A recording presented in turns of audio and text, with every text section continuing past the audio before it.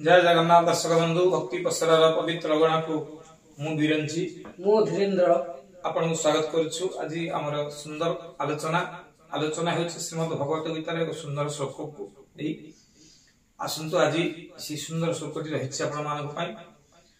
प्रसादे सर्व दुःखाना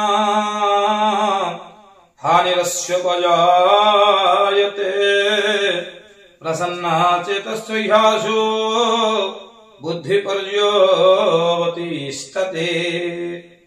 प्रसन्नता जात हेले समस्त दुख विनष्ट हुए। मन प्रसन्न थिबा व्यक्तिंकर बुद्धि शीघ्र स्थिर हुए। ओम श्री परमात्मने नमः। जय श्री कृष्ण। भगवान परमात्मा अर्जुन को बुझाउचंती, हे अर्जुन हे सखा सुनो, क्यों माने शांति पाती। भगवान कहउचंती, परमात्मा कहउचंती जे प्रकृत रे को माने शांति पाती, शांतिर अधिकारी क्यों माने। भगवान कहउचंती जे मानकर मन पवित्र बा मन निश्चित हो जाइछि, शांत हो जाइछि बा मन स्थिर हो जाइछि, से माने ही शांत पाती। कोन स्थिर होई? शुद्धता, मन रे जो शुद्धता आसे। एटी भगवान कहउचंती जे जो मानकर मन रे किछि पाइबार आशा नै, किछि हरैबार दुख नै, आ जे सत्य को जानुचंती। हम गोटे सत्य को जानिबा बा गोटे भल वस्तु को जानिबा केमिति। गोटे जगह गंडगोल होइछि, उभय गोटे दिया हम सेतबेले जानिबा ता भूल के ठीक है कि जानिबा ना। हम कहा पक्ष न नबा, प्रथम पक्ष द्वितीय पक्ष उभय गोटे लड़ा है। तो कोर्ट रे गोटे जज बसी विचार करछि, से कहा पक्ष ना प्रथम पक्ष न कि द्वितीय पक्ष उभय लोक कथा सुनुछि, तापर से अनुभव कर से दि जन से अलग होछि नै। से जनक सपक्ष रहबो तार से ठीक रे विचार करि परिबो नाही।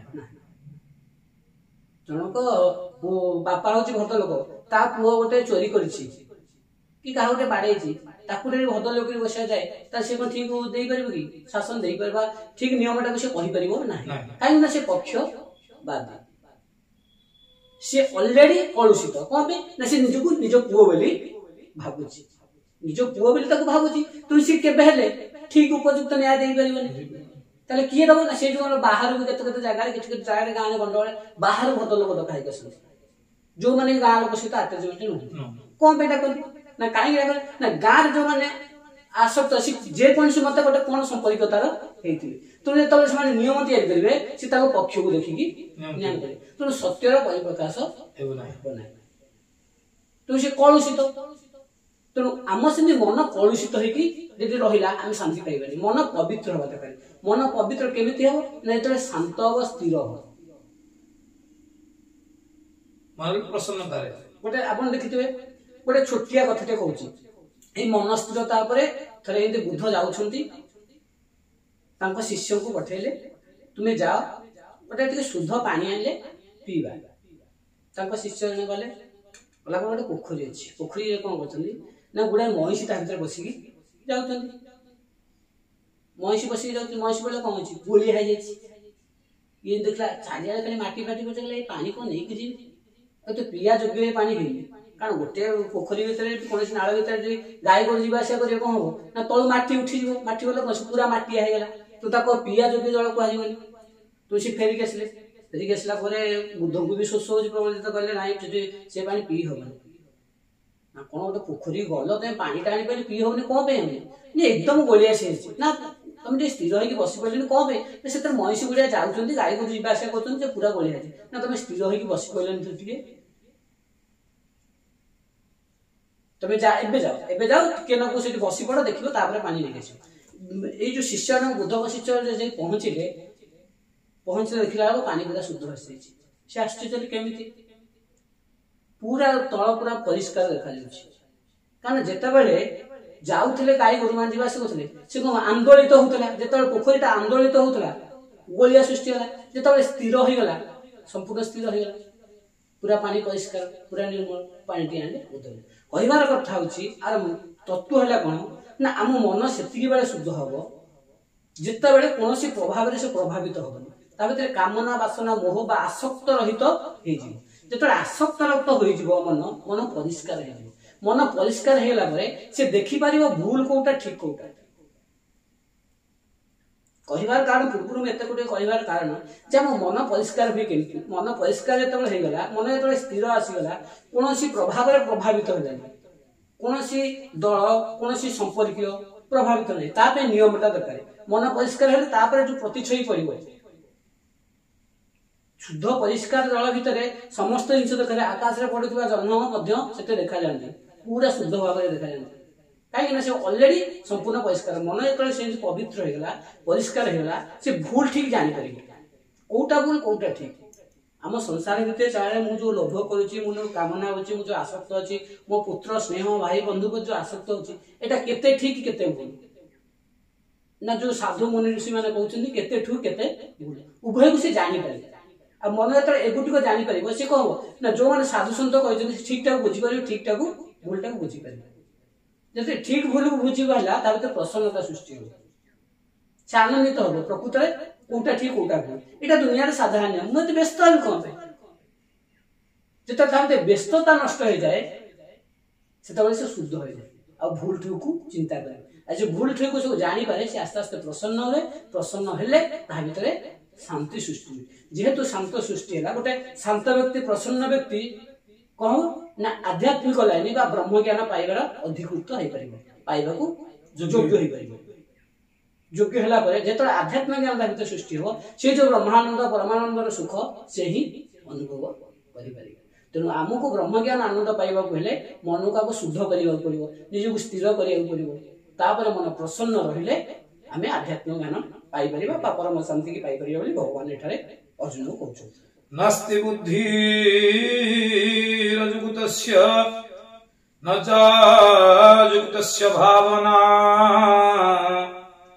न च भवति शान्ति रसंतस्य कृतं सुखं इंद्रिय वश करि पारि नथिबा व्यक्तिर बुद्धि नाही ओ ताहार आत्मभावना मध्य नाही आत्मभान न करिबा व्यक्तिर शांति नाही आ शांति नथिबा व्यक्तिर सुख बा केंथल हेबो कि भगवान से कथा कहउछ पूर्व सकाळ कहिसंती कहउछ ना जे पूर्व आलोचना कले जे प्रकृत शांति को माने पांती ना जहार मन प्रसन्न आ जो माने प्रसन्न चित्त लोक आनंदित लोक से माने ही परमानंद को पाना अपरम एठी कहउछ को माने परमानंद से सुख को पाई पारि आ से काहे पारि पारि जेहेतु से इंद्रिय आसक्त आम पंच इंद्रिय अच्छी आखि कान नाकी पाट कान ये गुटिक पंच इंद्रिय अच्छी एमान द्वारा आम आसक्त अधीनस्थ मनर अधीनस्थ माने तेणु आम भल खाइया इच्छा करचे गुड़ाए खाई दौचे पेट ग्यास हो जंत्रणा अनुभव करचे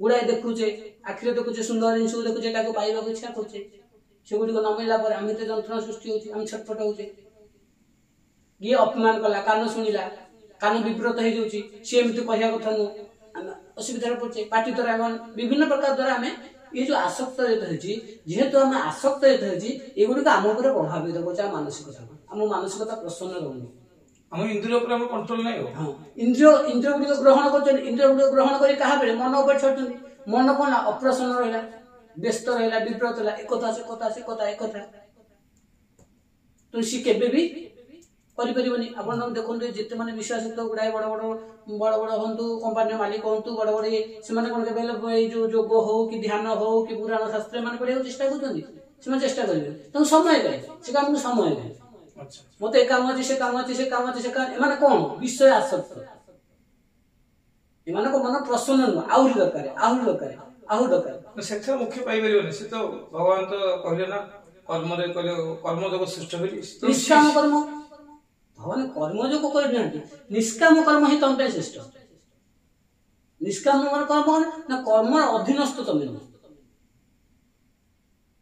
आसक्त और निरासक्त कर्म दुनिया जिन अच्छी कौन जिन पुण्य नुह कि कौन पाप नुह पुण्य पाप जिन कि नुह किंतु जोटा द्वारा तुम आसक्त से पाप आसक्ति ही पाप कौन कर्म पाप नुह आसक्त ही पाप गोटे व्यक्ति से धर्म कर्म किसी करेनि किंतु निज कर्म विषय सब व्यस्त सी भगवान को प्राप्त हो परिबो ना पाई परिबो ता कर्म से जो व्यस्त माने कोन कर्म कर कौन लोक पड़ी जाउची ତାକୁ ଉଦ୍ଧାର କରିବା ତମର କର୍ତ୍ତବ୍ୟ, ତମ କର୍ମ। କିନ୍ତୁ ଉଦ୍ଧାର କରିବା ତ ମତେ ସମ୍ମାନ ମିଳିବ ବୋଲି ମୁଁ ଉଦ୍ଧାର କରିବି, ଏଇଟା ହଉଛି ତମ ପାଇଁ ପାପ। ତମେ କର୍ମ କରିବ ତ ଆସକ୍ତ ହଉନି। ଆସକ୍ତ ଅର୍ଥ କଣ? ତମେ ତମ କର୍ମ କରିଚାଲ କିନ୍ତୁ ତା ଦେହରେ ବାନ୍ଧିବ। ଆସକ୍ତି ଅର୍ଥ ହଉଛି ବନ୍ଧନ। ବନ୍ଧନ ଅର୍ଥ କଣ? ତମେ ତାକୁ ଛାଡି ପାରିବନି। ତମେ ଗୋଟେ କାର୍ଯ୍ୟ କରୁଛ, ପାନ ସାଧାରଣ ଗୋଟେ ଖାଉଛନ୍ତି ଲୋକ ଖୁସି ବାସିଲେ, ଆମର ତ ବୈଦିକ ରୀତିରେ ମଧ୍ୟ ପାନ ଖାଇବାର ଇଏ ଅଛି, କାରଣ ଭଗବାନଙ୍କୁ ଆମେ ପାନ ବିଭିନ୍ନ ପୂଜାରେ ଦଉଛେ। କିନ୍ତୁ ଆମେ କଣ କରୁଛୁ ନା, ପାନ ଖାଇଲେ ଆମ ଭିତରେ କଣ୍ଟ୍ରୋଲ, ମୁଁ ଆଜି ଖାଉଛି କାଲି ସକାଳେ ନ ଖାଇଲେ ବି ଚଳିବ। କିନ୍ତୁ ଆମେ ଏତେ ଆସକ୍ତ ହେଇଯାଇଛେ ଯେମିତି ପାନ ନ ଖାଇବା ଆମ ମୁଣ୍ଡ ବିନ୍ଧା ହବ। କିଛି ଲୋକ କହୁଛନ୍ତି ଚାହା ନ ଖାଇଲେ ଆମ ମୁଣ୍ଡ ବିନ୍ଧା ହବ। ଏଇଟା ହଉଛି ଆସକ୍ତିର ପ୍ରକୃତି। ହଁ, ଚାହା ଟିକେ ହେଲା, ପାଗ ଖରାପ ଦେଇଛି ଆମେ ପିଇଦେଲେ, କୋଉଠି ଗୋଟେ ଯାଚିଲା ଚାହା ଟିକେ ଦେଲେ ପିଇଦେଲେ, ସେଟା ଅଲଗା ପ୍ରକାର କଥା। କିନ୍ତୁ ଚାହା ନ ଖାଇଲେ ମୋ ମୁଣ୍ଡ ବିନ୍ଧା ହବ, ତା ମାନେ କଣ? ଆମେ ଆସକ୍ତ ହେଇଛୁ, ତା ସହିତ ଆବଦ୍ଧ ହେଇଯାଇଛେ, ତା ସହିତ ବାନ୍ଧି ଯାଇଛେ, ଆମେ ତାକୁ ଛାଡି ପାରୁନୁ। ଅର୍ଥ କଣ? ସିଏ ଆମକୁ କବଳିତ କରୁଛି, ଆମେ ତାକୁ କବଳିତ କରିବୁ। ଆମ ଅଧୀନସ୍ଥ ସିଏ ହବା ଦରକାର, କିନ୍ତୁ ଆମେ ତା ଅଧୀନରେ ପଡିଯାଇଛି, ପରାଧୀନ। ଯୋଉମାନେ ପରାଧୀନ ହେଇଗଲେ ସେମାନେ ମୁକ୍ତି ପାଇବେ କେମିତି? ନିଷ୍କାମ କର୍ମ କରିବେ। ମୁଁ ଦୁନିଆକୁ ଆସିଛି କିଛି କର୍ମ କରିବି, ମୋ ରୋଜଗାର ଦେଇକି ଅନ୍ୟମାନେ କିଛି ଖୁସି ପାଉଛନ୍ତି ବା ଆନନ୍ଦିତ ପାଉଛନ୍ତି, ବା ମୁଁ ଅନ୍ୟ ଲୋକକୁ ସାହାଯ୍ୟ କରିପାରୁଛି, ତାହେଲେ ସେଇଟା ହଉଛି କଣ? ସବୁଠୁ ବଡ ପୁଣ୍ୟ। ଗୋଟେ ବଡ ବଡ ଯୋଉମାନେ କମ୍ପାନୀ କରୁଛନ୍ତି ମତେ ପାପି ସମସ୍ତେ। ବର୍ତ୍ତମାନ ଯୋଉ ଟାଟା ସେ ତ ବହୁତ କର୍ମ ଭିତରେ ବ୍ୟସ୍ତ ଥିବ, ତା ଜୀବନଟା କର୍ମ ଜଞ୍ଜାଳ ଭିତରେ ବ୍ୟସ୍ତ ରହିଲା। ତେଣୁ ସିଏ ମୁଖ୍ୟ ପ୍ରତ୍ୟୟ ପାଇଁ ଯେହେତୁ ଧର୍ମ ଗୀତା ପଢିବା ବା ଭାଗବତ ପଢିବା ନଥିବ। କିନ୍ତୁ ଆମେ ଯେତିକି ଜାଣିଛେ ଭଲ କର୍ମ କରିଛି, ଯେହେତୁ ସେ ଅନ୍ୟ ଲୋକକୁ ସାହାଯ୍ୟ କରୁଛି ବହୁତ, ତେଣୁକରି ଇଏ କରିଛି ସବୁ, ତାର ଧନ ସବୁ ମଧ୍ୟ ସରକାରକୁ ଲେଖିଦେଲା, ନିଜେ କିଛି ରଖିଲାନି। ତେଣୁ ଏଇଠି ତା ପାଇଁ ପୁଣ୍ୟ ହବ ନା ହବ ନାହିଁ? ପାପ କାହିଁ? ପୁଣ୍ୟ ହବ, କାରଣ ସେ ଅନ୍ୟମାନଙ୍କ ପାଇଁ କରିଛି। ସେ ଯୋଉ କାର୍ଯ୍ୟଟା କରିଛି, ସେ ଯେତେ ଗୁଟେ ରୋଜଗାର କଲା, ଲାଷ୍ଟ ଗୋଟେ ଟ୍ରଷ୍ଟକୁ ଦେଲା। କଣ? ଯୋଉମାନେ ବୃଦ୍ଧ ଅନ୍ୟାନ୍ୟ ଚଳି ପାରୁନାହାନ୍ତି, ସେମାନେ ବଞ୍ଚିବା ପାଇଁ ଭଗବାନ ଦୁନିଆ କାହିଁ ଆସନ୍ତି? କେବଳ ଜଗତର ମଙ୍ଗଳ ପାଇଁ। ଯଦି କିଏ ଲୋକ ଜଗତର ମଙ୍ଗଳ କରିପାରୁଛି, ସେ ତ ଭଗବାନ ତୁଲ୍ୟ।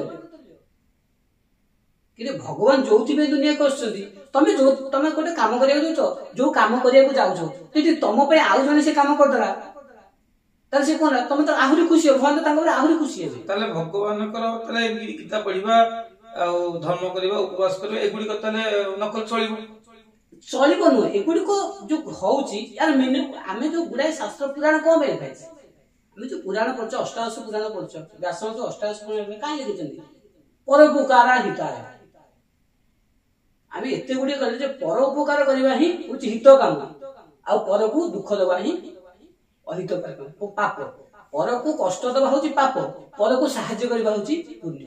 ଏଇ ଗୋଟିକକୁ ଲୋକଙ୍କୁ ବୁଝେଇବା ପାଇଁ ଏତେ ଗୁଡିଏ ପୁରାଣ। ଯୋଉ ଗୀତାଟି ଆଲୋଚନା କରୁଛି, କାହିଁ ଆଲୋଚନା କରାଯାଉଛି? ଯୋଉ ଭଗବାନ ଅଷ୍ଟାଦଶ ଗୀତା ଲେଖିଲେ, କଣ ପାଇଁ ଲେଖିଲେ? ଶିକ୍ଷା ଦେବା ପାଇଁ। ଅର୍ଜୁନକୁ ଏକ କହୁଥିଲେ, ଅନ୍ୟ ସମୟରେ କଥାବାର୍ତ୍ତା ହେଇଥାନ୍ତେ। ଆରେ ଅର୍ଜୁନ ସହିତ କଣ କୃଷ୍ଣ ଆଗରୁ ମିଶି ନଥିଲେ? ଉଭୟ ତ ସାଙ୍ଗସାଥି ଆଗରୁ କଥାବାର୍ତ୍ତା ହେଇଥାନ୍ତେ। କୋଉ ଜାଗାରେ କହୁଛନ୍ତି? ଯୋଉ ଜାଗାରେ କର୍ମର ଆବଶ୍ୟକ ପଡିଛି, ଯୋଉ ଜାଗାରେ କର୍ମର ଆବଶ୍ୟକ ପଡୁଛି, ଯୋଉ କଥା ତ କହିଲେ ଟାଟାର ଯୋଉ ମାଲିକ ହଉ କି ଯିଏ ହଉ, ବଡ ବଡ କମ୍ପାନୀ ମାଲିକ ହଉଛନ୍ତି, ଯୋଉମାନେ ଅନ୍ୟକୁ ଟ୍ରଷ୍ଟ ଦଉଛନ୍ତି, ସାହାଯ୍ୟ କରୁଛନ୍ତି, କାହା କାର୍ଯ୍ୟ ସେ କରୁଛନ୍ତି? ଆରେ ଅର୍ଜୁନକୁ ଭଗବାନ ଆଜି ଯାହାକୁ ଦଉଛନ୍ତି, ଦେଖ ଏମାନେ ହଉଛନ୍ତି ଆତତାୟୀ, ଏମାନେ ତୋ ଶତ୍ରୁ ନୁହନ୍ତି, ଏମାନେ ହଉଛି ଜଗତର ଶତ୍ରୁ, ଅନ୍ୟାୟ ସପକ୍ଷବାଦୀ। କାହିଁକି ନା ନିଜ ସ୍ୱାର୍ଥ ପାଇଁ ଏମାନେ 5 ଜଣଙ୍କୁ ହତ୍ୟା କଲେ, ତତେ ମାରିଦେବେ ନୁହଁ କି ତୋ ପୁଅକୁ ତୋ ଭାଇକି ମାରିଦେବେ। ଏମାନେ ନିଜକୁ ରାଜା ହେବା ପାଇଁ 5 ଜଣ ଲୋକଙ୍କୁ ଜଉଘର ଭିତରେ ମାରିଦେବା ପାଇଁ ଇଚ୍ଛା କରିଥିଲେ। ନିଜର ଅହଙ୍କାରକୁ ବଢେଇବା ପାଇଁ ଗୋଟେ ନାରୀକି ଆଣିକି ସଭା ମଧ୍ୟରେ ଉଲ୍ଲଗ୍ନ କରିବାକୁ ଚେଷ୍ଟା କଲେ। ଏମାନେ କଣ? ଆତତାୟୀ। ତେଣୁ ଯୋଉମାନେ ଆତତାୟୀ, ସେମାନଙ୍କୁ ମାରିବା ହେଲା ତୋର କାର୍ଯ୍ୟ। ତେଣୁ ଆମେ ଯୋଉ ଗୀତା ପାଠ ପଢୁଛେ, ଗୀତା ପାଠରେ ଭଗବାନ କାହିଁକି କୃଷ୍ଣ ଅର୍ଜୁନ ବୁଝଉଛନ୍ତି? କର୍ମ କରିବା ପାଇଁ। କଣ ନା ଜଗତର ମଙ୍ଗଳ ପାଇଁ। ତେଣୁ ଯୋଉମାନେ ଜଗତର ମଙ୍ଗଳ କରୁଛନ୍ତି, ଯଦି ଭଗବାନ ଅର୍ଜୁନକୁ ବୁଝଉଛନ୍ତି ଜଗତ ମଙ୍ଗଳ ପାଇଁ ତୁ ଯୁଦ୍ଧ କରେ, ତେଣୁ ଯୋଉମାନେ ଜଗତ ମଙ୍ଗଳ କରୁଛନ୍ତି ସେମାନେ ତ ଅର୍ଜୁନ କରି। ଜୟ ଜଗନ୍ନାଥ। ଆମେ ସୁନ୍ଦର କଥା ଆମେ ଆଲୋଚନା କଲେ।